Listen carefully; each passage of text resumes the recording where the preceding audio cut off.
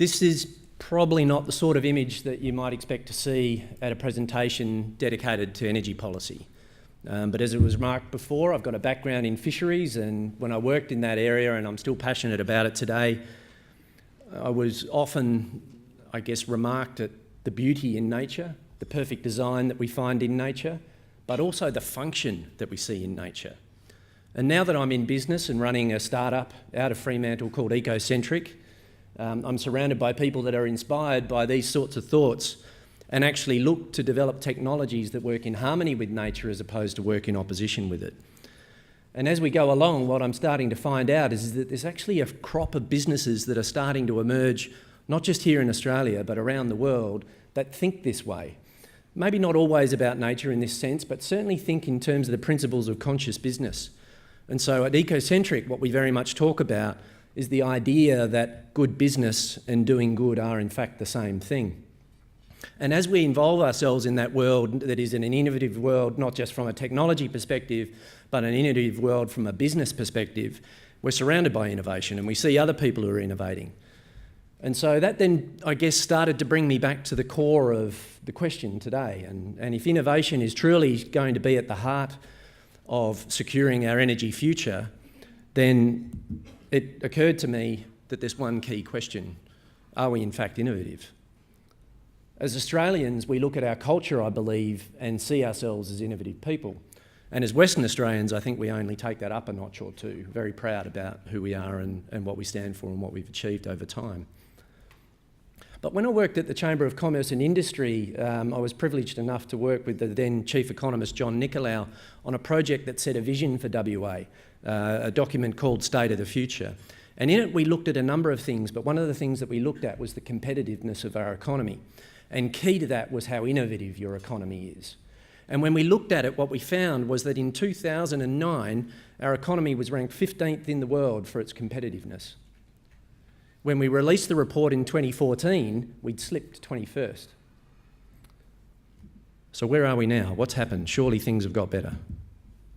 So let's look at the most recent Global Competitive Index report from 2016-2017, and let's see what it says.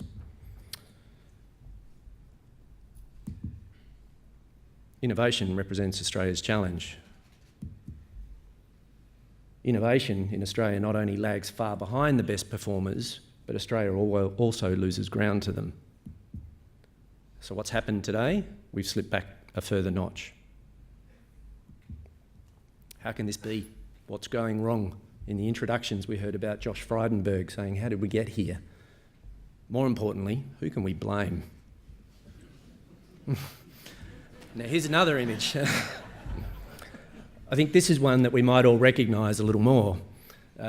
This is from the infamous press conference in Adelaide, and who we have here is obviously the South Australian Premier Jay Weatherill and Energy Minister at a federal level, Josh Frydenberg. And this is where Weatherill hijacked and attacked the federal minister. And I use this image not because I want to mock anyone, but because I think it symbolises something that we're really not very good at from a policy perspective. And what I think this indicates is that in Australia, and perhaps other parts of the world, but let's talk about Australia, what we're very good at doing is flipping and flopping from one element of energy policy. We're not very good at holding in balance the key elements of energy policy that are actually going to hold it together. And so this example quite publicly showed how we flipped from an agenda that was focused around sustainability to one that was focused on security at the expense of everything else. And all of a sudden, the whole policy debate became about that single element. When I was at Western Power, I had the privilege of working with Doug Aberley, and Doug's a man who I've got an enormous respect for. He's a deep thinker, and we used to talk a lot about energy policy, and we thought about three key platforms to energy policy that we thought had to always be held in balance. Sustainability, clearly one. Security, of course, in a network business was one. But also affordability was one that we thought of as being a key part of what the energy policy platform needed to be. But then what we'd agonise over is the inability of us as a community, us as a society, with government, in order to actually hold those things in balance, to actually be sophisticated enough to think of all of those three things at once. And then when you weren't able to think of all of those three things at once, what usually happened was there was some unintended consequence.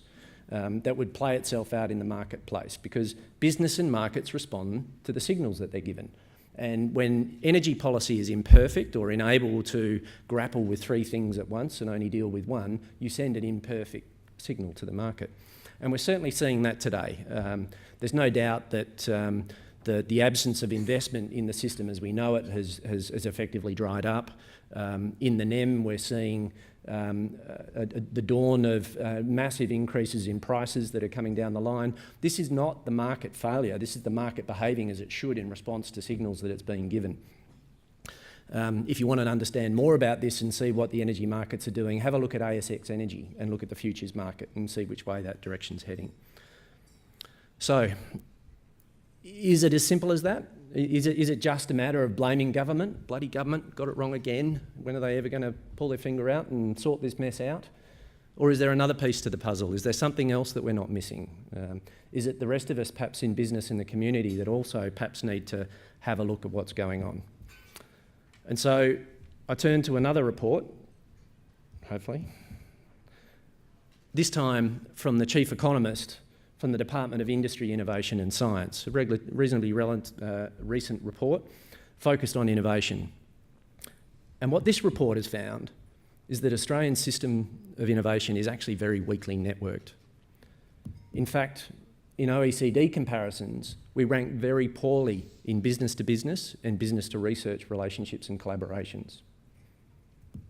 In fact, most of the innovations that occur in Australian business today occur by way of adopting someone else's innovation as opposed to innovation ourselves. Oh dear, moment of truth. Can't just blame government. But somewhere in there, is there a hidden opportunity? Are there ingredients of success that could in fact help spike innovation, not only across the economy, but certainly in our sector where we clearly need it? And I think there is. So I turn again to that competitive index, and here what you see are some elements, some factors, if you like, that contribute to our overall rating from an innovation perspective. And if you look at the top three, you can see that there's some pretty poor performers there. In particular, the third one, uni to industry collaboration, 33rd. However, there is an opportunity. If you look at the quality of our science institutes, if you look at the availability of scientists and engineers in Australia, we perform well. In economies that do well from an innovation perspective, there is no gap here. The opportunities realised from its innovation developers in universities and institutions is much more closely aligned. There is a gap here that we can realise. What we need to do is be brave enough, see the opportunity and actually start to take it. And I agree that these things can really work. So we've collaborated with the CSIRO in our business for over 2 years now. And in addition to that being a critical part of the development of our own technology that we're looking to take to market later this year, what we've been able to do is use that as a way of promoting our business. So when we step out onto the stage in the markets in Australia, but also in the UK where we're very active, the CSIRO means something. The CSIRO is actually recognised for their capability as being in the top 1% of research institutions in the world. And so a little business that's perhaps not well known at this point in time can actually use this relationship to validate its technology and build trust in our own brand as we go along. And so when the chief economist in his report says that businesses that successfully collaborate with institutions in their own technology development are often 3 times as successful in terms of productivity growth, I agree. It's very, very clear that it's happening. And as I'm involved in this world and as I move around working with our partners in the CSIRO and others, and I look at the media and see who is innovating, what I see is that it's business like us.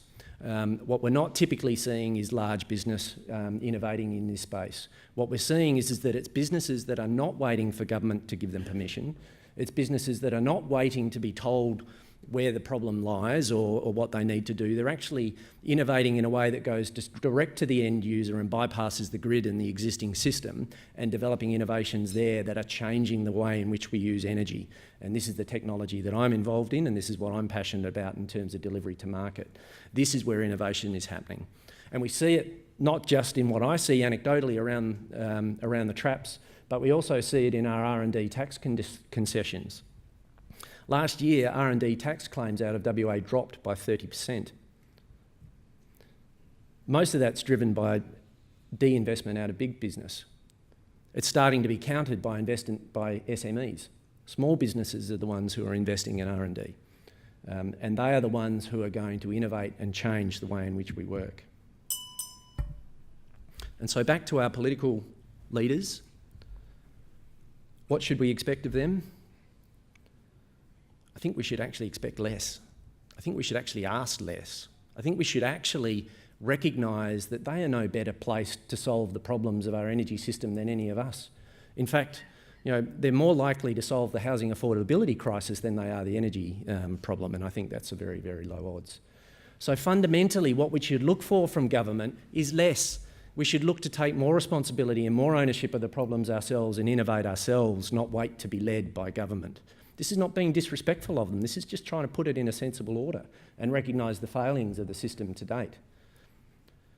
So what do I mean by less? Well, somewhere around the country now, there's some 25 reviews on energy going on. Everything from Senate inquiries to local inquiries to, of course, the Finkel review that's due out later this week. We need less. What we need is government to understand that they actually can grasp those big three balls all at once and hold them in some sort of balance. Send less confusing signals to the market, but clear ones, simple ones, and then let the market innovate. So innovation is happening. It's not happening perhaps where people thought it would or how it would, and so as a result of that, there's every chance that we'll start to see a few dinosaurs in our sector. But I think the sooner we recognise that and embrace the people that are innovating and looking to change the way in which they do things, then the regulatory system can follow the innovation, not the other way around.